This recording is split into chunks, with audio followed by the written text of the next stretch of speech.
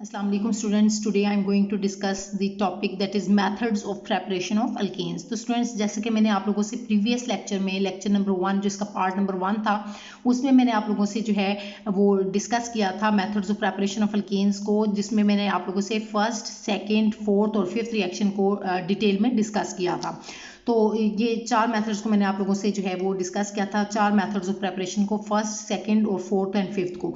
लेकिन आज के लेक्चर में मैं आप लोगों से जो थर्ड मेथड है, method of preparation of alkanes है, इसको डिस्कस करने जा रही हूँ, जिसको मैंने आपको बताया था कि इसमें दो रिएक्शंस आ जाते हैं, दो कैटेगरीज आ जाती हैं। दो कैटेगरीज तो नहीं, आप कहेंगे दो रिएक्शंस है। एक है D carboxylation of monocarboxylic acid जो कि बहुत इजी है, और सेकंड जो है कोल्ब्स इलेक्ट्रोलिटिक मेथड जो कि ये भी बहुत ज़्यादा इजी है, लेकिन इसमें जो है ये फ्री रेडिकल मैकेनिज्म इन्वॉल्व था, तो इस वजह से मैंने आपको बताया था कि इसमें ज़रा सा टाइम लग जाता है वो उसको समझाने में। ठीक है, तो मतलब आपको अच्छे तरीके से ताकि वो समझ आए, तो इस वजह से मैंने इसको दो पार्ट्स में डिवाइड किया था। तो अब स्टूडेंट्स मैं इसी थर्ड रिएक्शन की तरफ आती हूँ, और सबसे पहले जो है हम D carboxylation of monocarboxylic acids करेंगे, और उसके बाद जो है मैं आप लोगों को कोल्ब्स इलेक्ट्रोलिटिक मेथड जो है वो आप लोगों से डिस्कस करूंगी, और उसके थ्रू हम अल्केन्स को प्रिपेयर करेंगे। तो सबसे पहले हम D carboxylation of monocarboxylic acids की तरफ आते हैं। तो स्टूडेंट्स ये हमारा जो है वो रिएक्शन था D carboxylation of monocarboxylic acids. तो स्टूडेंट्स क्या है कि आपने पहले याद रखना है, इसको अंडरस्टैंड करना है टर्म को, कि डी कहते हैं रिमूवल को। ठीक है, डी किसको कहते हैं? रिमूवल। और कार्बोक्सिलेशन क्या होते हैं? कार्बोक्सिलेशन मतलब कार्बन डाइऑक्साइड। तो रिमूवल ऑफ कार्बन डाइऑक्साइड को हम क्या बोलते हैं? डी कार्बोक्सिलेशन कहते हैं। तो होप सो कि स्टूडेंट्स ये टर्म आपको अंडरस्टैंड होगी कि डी कार्बोक्सिलेशन का क्या मतलब है, कि रिमूवल ऑफ कार्बन डाइऑक्साइड, इसको हम क्या कहते हैं? डी कार्बोक्सिलेशन कहते हैं, removal of carbon dioxide. Of monocarboxylic acids का क्या मतलब है, कि मोनो कहते हैं वन को। मोनो किसको कहते हैं? वन को।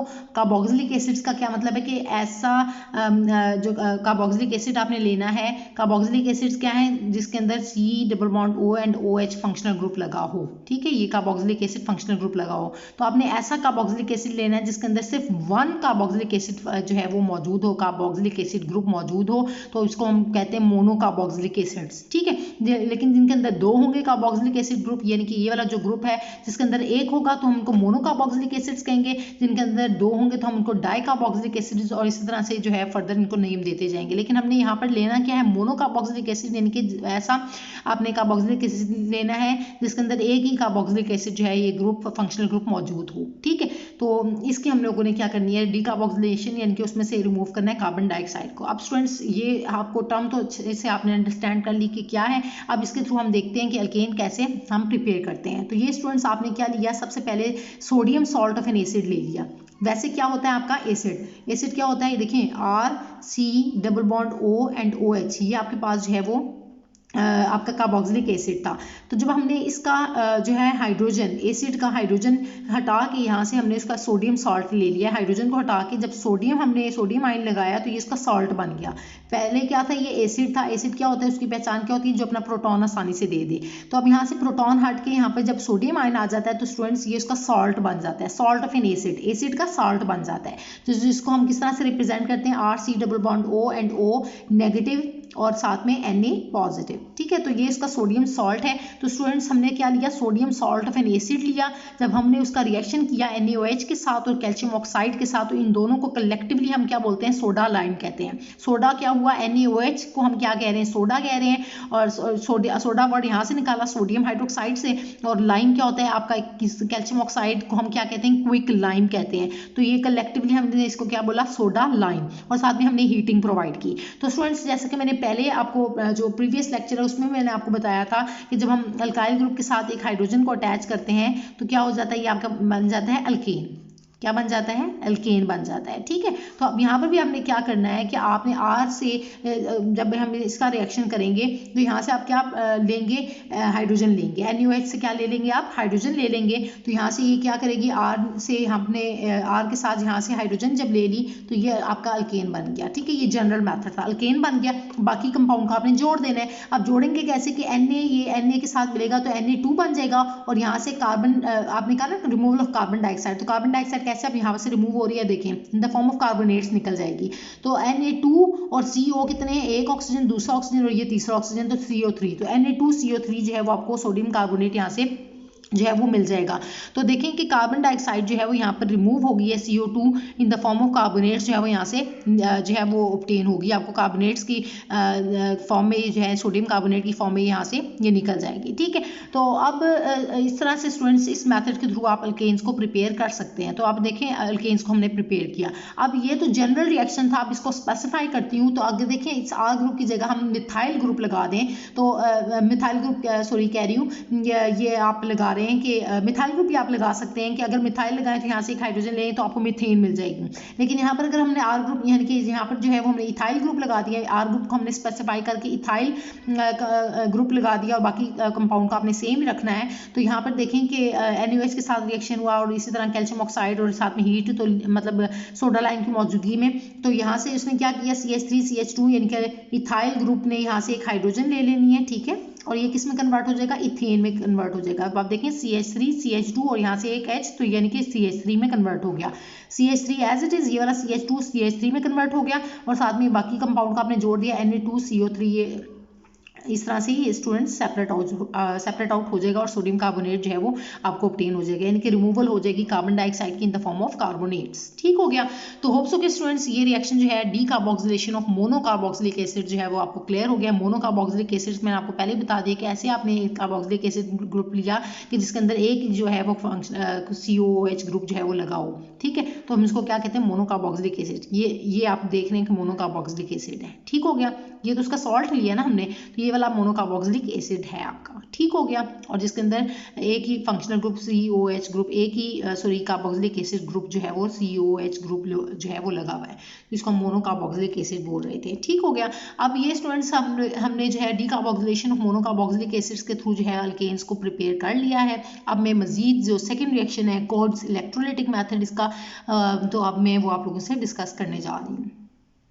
तो ये सेकंड रिएक्शन है स्टूडेंट्स कोल्ब्स इलेक्ट्रोलाइटिक मेथड। तो इसमें क्या होगा कि अब आप देखें कि ये भी बाय नेम रिएक्शन है कोल्ब्स साइंटिस्ट की नेम की बेसिस पे, तो इसलिए ये रिएक्शंस जो होते हैं वो बहुत ज़्यादा इंपॉर्टेंट होते हैं। जैसे कि मैंने प्रीवियस लेक्चर में आप लोगों को बताया कि सेबेटियर-सैंडर्स रिएक्शन जो है वो हाइड्रोजनेशन यानी कि अनसैचुरेटेड हाइड्रोकार्बन की जिसमें हो रही है, तो for the preparation of alkanes, तो वो बहुत ज़्यादा इंपॉर्टेंट था क्योंकि बाय नेम रिएक्शन है। इसी तरह जो Clemmensen reduction and Wolff Kishner reduction reaction for the preparation of alkane, वो भी बहुत इंपॉर्टेंट था क्योंकि वो बाय नेम रिएक्शन। और थर्ड जो है ये वाला कोल्ब्स इलेक्ट्रोलाइटिक मेथड, ये भी बाय नेम रिएक्शन है।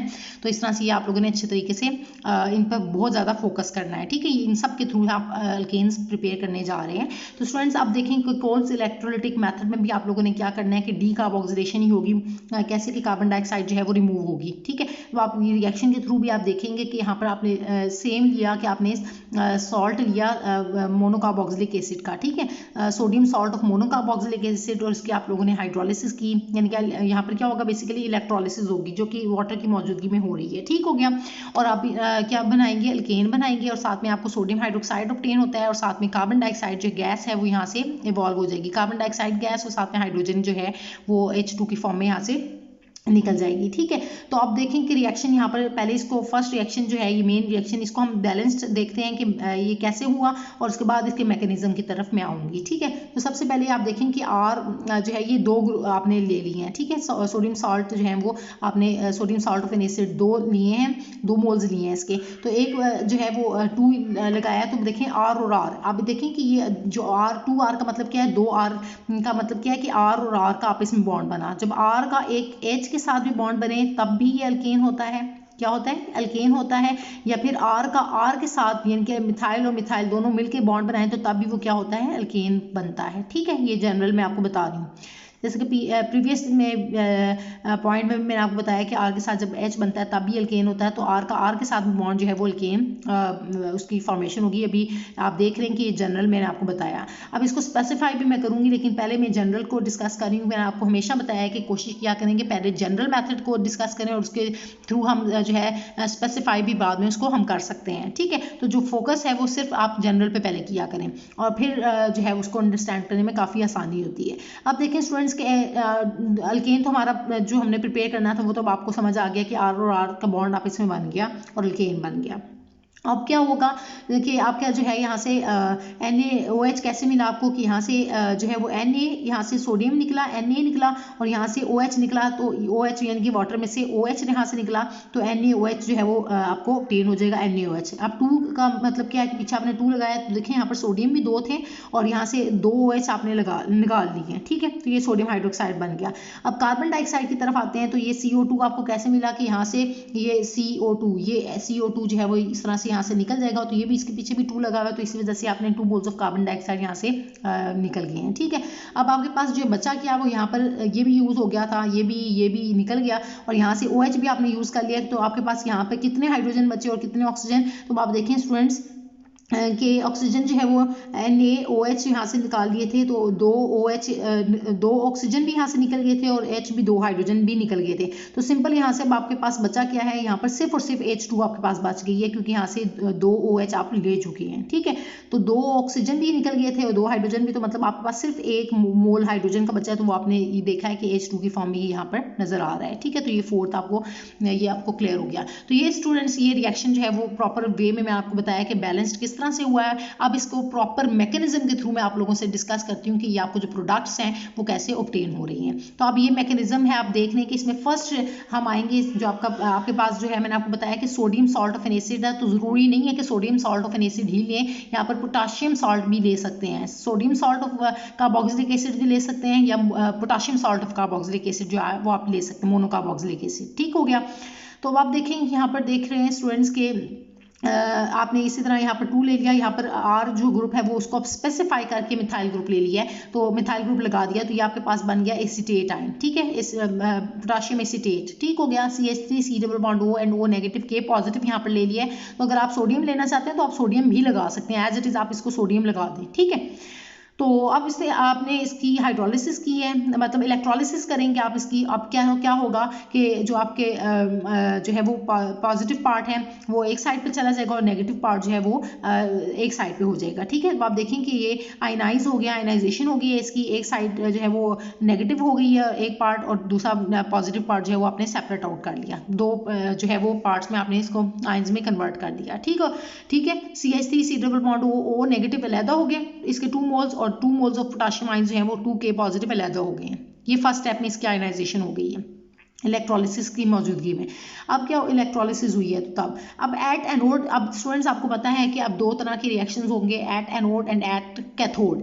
एट एनोड क्या होगा, आपने ये बात याद रखनी है स्टूडेंट्स कि आपको पता होना चाहिए कि जो एनोड होता है वो हमेशा क्या होता है, पॉजिटिव होता है। एनोड क्या होता है आपका, पॉजिटिव होता है, और जो आपका कैथोड होता है वो कैसा होता है, नेगेटिव होता है। एट कैथोड क्या होता है, कैथोड कैसा होता है, नेगेटिव होता है, ठीक हो गया, ये बात याद रखनी है। तो आप देखें कि ये नेगेटिव वाला है, नेगेटिव वाला किधर जाता है, पॉजिटिव वाली साइड पे जाता है। तो आपको पता है कि एनोड जो है वो पॉजिटिव होता है, तो ये किधर जाएगा, एट एनोड जाएगा, किधर जाएगा, ये एनोड वाली साइड पे ये वाला चला जाएगा, और ये वाला जो है वो पॉजिटिव है, तो पॉजिटिव किधर जाता है, नेगेटिव की तरफ। तो नेगेटिव क्या होता है, कैथोड होता है, तो ये किधर जाएगा, एट कैथोड जाएगा। होप सो कि स्टूडेंट्स ये पॉइंट अब आपका क्लियर हो गया कि एट एनोड ये क्यों जाएगा और ये कैथोड की तरफ क्यों जाएगा, क्योंकि ये नेगेटिवली चार्ज स्पीशी है, तो ये किधर जाएगी, पॉजिटिव वाले की तरफ जाएगी। तो पॉजिटिव आपका एनोड होता है, तो ये इसी वजह से एनोड की तरफ जाएगी। और कैथोड की तरफ ये क्यों जाएगा, क्योंकि ये पॉजिटिव वाला है, तो पॉजिटिव वाला हमेशा नेगेटिव को अट्रैक्ट करेगा, तो आपका कैथोड जो होता है वो नेगेटिवली चार्ज होता है, तो इसी वजह से ये कैथोड की तरफ जाएगा। तो होप सो कि स्टूडेंट्स ये पॉइंट आपको क्लियर हो गए हैं कि एनोड पॉजिटिव होता है, कैथोड नेगेटिव होता है, तो ये ऑपोजिट चार्जेस की तरफ मूव करेंगे। तो आप सबसे पहले एनोड की तरफ देखेंगे और फिर कैथोड की तरफ आएंगे।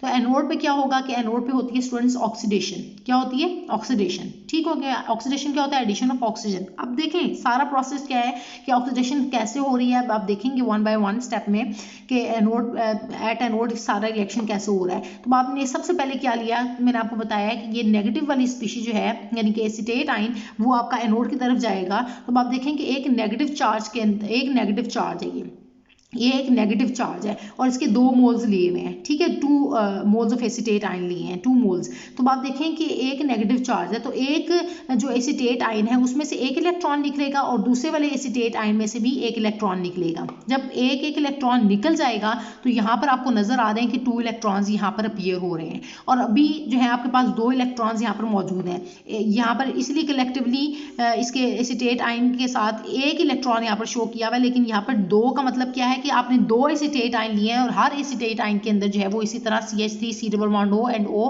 के साथ एक इलेक्ट्रॉन आपने शो करना है। स्टूडेंट्स मैं यहाँ पर रिपीट कर देती हूँ कि देखिए यहाँ पर ये जो 2 आपके पास एसीटेट आयन्स थे in the form of negative charge. तो स्टूडेंट्स क्या हुआ कि अब आपके पास ये मैंने आपको पहले ही बताया कि एक नेगेटिव चार्ज का मतलब क्या है, इसमें 2 इलेक्ट्रॉन्स होते हैं, ठीक है। तो अब क्या होगा कि दो आपने इलेक्ट्रॉन्स को रिमूव किया, एक मॉलिक्यूल में से एक इलेक्ट्रॉन को रिमूव किया और दूसरे मॉलिक्यूल में से दूसरा जो है वो इलेक्ट्रॉन को रिमूव किया, तो 2 इलेक्ट्रॉन्स तो आपके निकल गए। होप सो कि ये पॉइंट क्लियर है। अब आपके पास कितने इलेक्ट्रॉन्स बचे, 2 इलेक्ट्रॉन्स बच गए हैं, ठीक है। तो एक इलेक्ट्रॉन जो है वो एक मॉलिक्यूल के रिस्पेक्ट से रिप्रेजेंट किया हुआ है और दूसरा इलेक्ट्रॉन दूसरी मॉलिक्यूल की रिस्पेक्ट से रिप्रेजेंट किया हुआ है, ठीक है। यानी कि मैं आपको बताऊं तो स्टूडेंट्स आप होप सो के अंडरस्टैंड कर रहे हैं कि आपके पास CH3 C double bond O and O के पास एक इलेक्ट्रॉन इस तरह से और दूसरा जो मॉलिक्यूल है इस तरह, ये 2 लिखा हुआ है ना, तो इसको इकट्ठा लिख दिया हुआ है, ठीक है। CH3 C double bond O and O इस तरह से एक इलेक्ट्रॉन, तो आप इसको इकट्ठा लिखें तो आप इसको पीछे जो है वो एक ही मॉलिक्यूल के पीछे आप 2 लगा सकते हैं ताकि आपको समझ आ जाए, ठीक है। इसी वजह से ये 2 इकट्ठा लगाया हुआ है। तो होप सो के स्टूडेंट्स ये पॉइंट आपका क्लियर हो गया, ठीक। अब हम आते हैं नेक्स्ट स्टेप पे। तो इसी को नीचे उतारना है आपने, क्योंकि 2 इलेक्ट्रॉन्स यहाँ से रिमूव हो चुके हैं। अब ये इसी को आपने, ये क्या है, रेडिकल है, इसको हम क्या कहते हैं, फ्री रेडिकल कहते हैं, जो कि हाईली रिएक्टिव स्पीशी होती है। इसी वजह से मैंने आपसे कहा था कि स्टार्ट में कि ये फ्री रेडिकल जो है वो रिएक्शन मैकेनिज्म को फॉलो करता है, फ्री रेडिकल मैकेनिज्म जो है इसमें हो रहा होता है। तो ये फ्री रेडिकल मैकेनिज्म को मैं आपको एक्सप्लेन कर रही हूँ। तो आप देखेंगे CH3 C double bond O and O के ऊपर एक इलेक्ट्रॉन जो है in the form of free radical ये आपने शो कर दिया, ठीक हो गया। दिस इज अनपेयर्ड इलेक्ट्रॉन, एक सिंगल इलेक्ट्रॉन है। अब क्या होगा कि यहाँ से इसका फिर फर्दर रिएक्शन होगा। वो आप देखें स्टूडेंट्स कि फ्री रेडिकल मैकेनिज्म कैसे हो रहा है कि यहाँ पर से ये बॉन्ड जो है वो ब्रेक होगा। अब मैं आपको बताया कि एक बॉन्ड में भी 2 इलेक्ट्रॉन्स होते हैं, ठीक है, और एक नेगेटिव चार्ज का मतलब क्या है कि 2 इलेक्ट्रॉन्स है। तो एक बॉन्ड में 2 इलेक्ट्रॉन्स है तो एक इलेक्ट्रॉन जो है वो इसकी तरफ शिफ्ट हो जाता है, ठीक है, इस मिथाइल ग्रुप के ऊपर, और एक इलेक्ट्रॉन जो है वो इस कार्बन के ऊपर आ जाता है, ठीक है। और वो आपने इस तरह सिंगल हेडेड एरो, सिंगल एक एरो से शो करना है, लेकिन एरो हाफ रखना है। ये हाफ एरो का मतलब क्या है कि एक इलेक्ट्रॉन गया है। अगर आप इसको इस तरह से डबल एरो वाला शो करते हैं तो इसका मतलब है दोनों के दोनों इलेक्ट्रॉन्स एक तरफ चले गए हैं। तो मैंने आपको बताया है कि एक इलेक्ट्रॉन इसके पास गया और एक इसके पास, तो इसी वजह से हाफ एरो से आप शो करेंगे इसको। तो ये हाफ एरो का मतलब क्या है कि एक इलेक्ट्रॉन दिया और जो अगर दोनों इलेक्ट्रॉन दे दिए तो वो फिर आपने डबल एरो से, मतलब दोनों साइड पे आपने एरो शो करना है। लेकिन ये वाला अभी हम नहीं कर रहे, तो इसी वजह से मैं हाफ इलेक्ट्रॉन, एक इलेक्ट्रॉन की बात करूँ तो इसी वजह से आपने हाफ एरो से शो करना है, जस्ट लाइक दैट। एक इस साइड पे एक इलेक्ट्रॉन दिया तो इस तरह से एक हाफ एरो इधर लगाया और हाफ एरो इधर लगा दिया। अब यहाँ से ये बॉन्ड टूट चुका है, एक इलेक्ट्रॉन इसके ऊपर आ गया, एक इलेक्ट्रॉन इसके पास आ गया। अब क्या हुआ कि अब आप देख रहे हैं कि इस मिथाइल ग्रुप के साथ एक इलेक्ट्रॉन जो है वो ये लगा है, जो इसने बॉन्ड ब्रेक होने के बाद यहाँ पर आया था, ठीक है, ये वाला, ये मिथाइल रेडिकल बन गया। क्या बना, मिथाइल रेडिकल। अब क्या हुआ, नेक्स्ट स्टेप में आप देख रहे हैं कि 2 मोल्स ऑफ कार्बन डाइऑक्साइड भी निकले हैं। अब वो कैसे कि एक ये जो इलेक्ट्रॉन था वो क्या करेगा, इधर शिफ्ट हो जाएगा और यहाँ पर ये जो एक इलेक्ट्रॉन मौजूद था कार्बन के ऊपर जो इधर आया था, वो इसके साथ मिलके, ये वाला इलेक्ट्रॉन इस वाले इलेक्ट्रॉन के साथ मिलके स्टूडेंट्स आपस में क्या बना देगा, बॉन्ड बना देगा। ये बॉन्ड तो अब खत्म हो चुका है। तो ये आप देखेंगे कार्बन डाइऑक्साइड का मॉलिक्यूल जो है, carbon to oxygen double bond होता है ना, ये वाला भी डबल बॉन्ड हो जाएगा और ये वाला भी डबल बॉन्ड हो जाएगा। ये वाला सिंगल इलेक्ट्रॉन ये वाला इसके साथ मिलके एक डबल बॉन्ड बन जाएगा, ठीक है। होप सो के स्टूडेंट्स आप पॉइंट समझ आ रहा है। अब आप देखें कि ये 2 मोल्स ऑफ कार्बन डाइऑक्साइड जो है वो आपको ऑब्टेन हो जाएंगे। ये कैसे हुआ कि आप देखें, यहाँ से मैंने ये कहा कि C डबल बॉन्ड O था, ठीक है। ये वाला कार्बन के पास एक इलेक्ट्रॉन जो था, वो ऑक्सीजन के पास भी एक इलेक्ट्रॉन है, इनके पास एक तो ऑलरेडी सिंगल बॉन्ड है, लेकिन आपस में अब ये दोनों मिलके बॉन्ड बना के ये डबल बॉन्ड इस तरह से बन गया। तो आप देखें इससे कार्बन की वैलेंसी सेटिस्फाइड है, कार्बन ने अपने चारों बॉन्ड्स बनाए हुए हैं और ऑक्सीजन ने भी अपने 2 बॉन्ड्स बनाए हुए हैं। तो इस तरह से कार्बन डाइऑक्साइड CO2 मॉलिक्यूल यहाँ से निकल गया। ये पीछे 2 लगा हुआ है, तो इसका मतलब ये 2 मोल्स ऑफ कार्बन डाइऑक्साइड यहाँ से आपको ऑब्टेन हुए। अब नेक्स्ट स्टेप में क्या किया कि अब आप देखें कि यही मिथाइल जो रेडिकल है आपके पास, ये 2 हैं, 2 मिथाइल रेडिकल्स हैं। अब ये ओपन करके आप लिखेंगे इनको, तो आप कैसे लिखेंगे, एक मिथाइल रेडिकल के ऊपर एक इलेक्ट्रॉन, दूसरे वाले मिथाइल रेडिकल के ऊपर भी एक इलेक्ट्रॉन। अब दोनों ये क्या करेंगे, आप इसमें बॉन्ड बनाएंगे, तो एक इलेक्ट्रॉन इसकी तरफ से आएगा, दूसरा इलेक्ट्रॉन इसकी तरफ से आएगा, तो दोनों मिलकर क्या बनाएंगे, बॉन्ड बना देंगे। तो आपने यहाँ से प्लस चार्ज खत्म हो गया और यहाँ पे मिथाइल और मिथाइल का रेडिकल का आपस में बॉन्ड बना। तो ये इस तरह से आपके पास क्या बन गया, इथेन। क्या बना स्टूडेंट्स, आपके पास इथेन अल्केन आपके पास जो बना वो क्या बना, इथेन बन गया, ठीक है।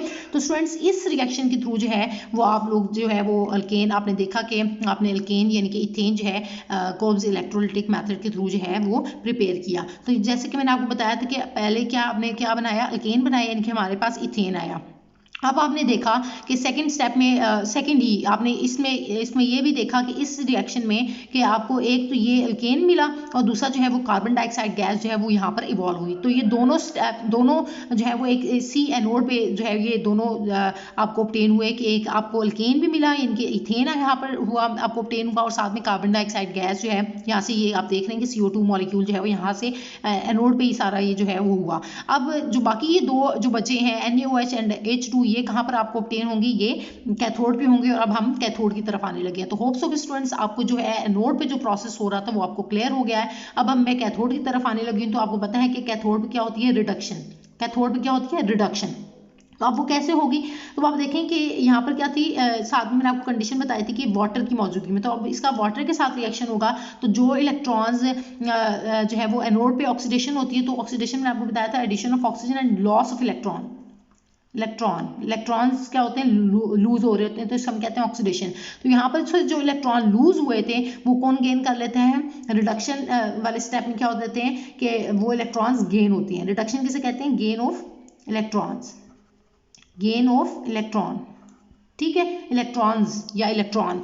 तो इलेक्ट्रॉन वो जो इसने लूज किए थे वो यहाँ पर ये गेन कर रहा है। और इसका रिएक्शन जब हुआ वाटर यानी कि हाइड्रोलिसिस यहाँ पर वाटर के साथ रिएक्शन हुआ तो अब ये क्या देगा, 2OH। ये वाटर कहाँ से आई है मैं आपको पहले बता चुकी हूँ कि ये इलेक्ट्रोलिसिस हो रही है तो उसके लिए वाटर का मौजूद होना जरूरी है।